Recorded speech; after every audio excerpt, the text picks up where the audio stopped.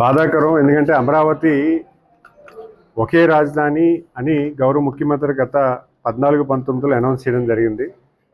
రాజధాని కంటిన్యూ చేస్తానని రాజధాని ప్రజానీకానికి అవమానం చేసి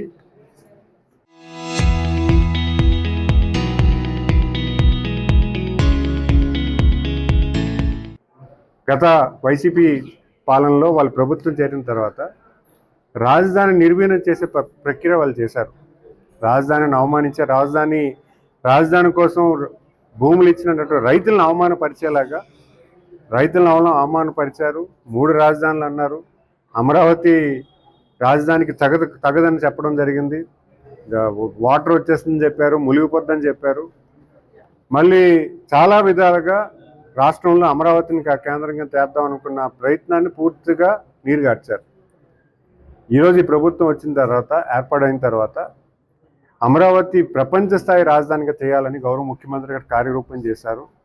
ఒక ప్రపంచ రాజధాని అంటే ఒక ఇంటర్నేషనల్ స్టాండర్డ్స్కి తగ్గట్టుగా, అంటే ఒక క్యాపిటల్ రీజియన్ అని, మెడికల్ జోన్ అని, ఎడ్యుకేషన్ జోన్ అని, అలాగే అనేక జోన్స్ డివైడ్ చేసి ఎక్కడా లేనట్టు విధంగా పూర్తిగా కంప్లీట్ ప్లాన్డ్ సిటీ కింద తయారు చేస్తున్నటువంటి తరుణంలో ఈరోజు ఒక కమిటీ కింద ఏర్పాటు చేసి సంరక్షణ కమిటీ అని చెప్పి ఎంతవరకు తగదలికి. నిజంగా చెప్పాలంటే మొన్న మావిగాని అన్నారు, రాజధాని మావిగాని అన్నారు.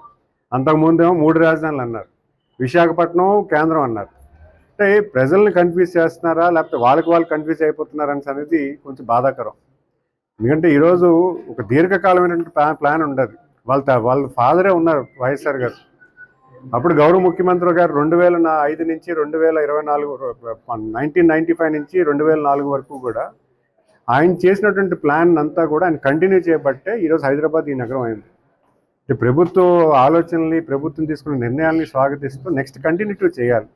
అంతేగాని విధ్వంస పాలన, గత గవర్నమెంట్లో చేసిన పనులన్నీ కూడా ఇప్పుడు ఆపేస్తాననే ఆలోచన జగన్ చేస్తే ఈరోజు గౌరవ ముఖ్యమంత్రి గారు పూర్వం 14-19 చేయడం కాదు, 19-24లో మొదలుపెట్టిన పనులన్నీ కూడా దాన్ని కూడా కంటిన్యూ చేస్తూ స్వాగతిస్తున్నారు.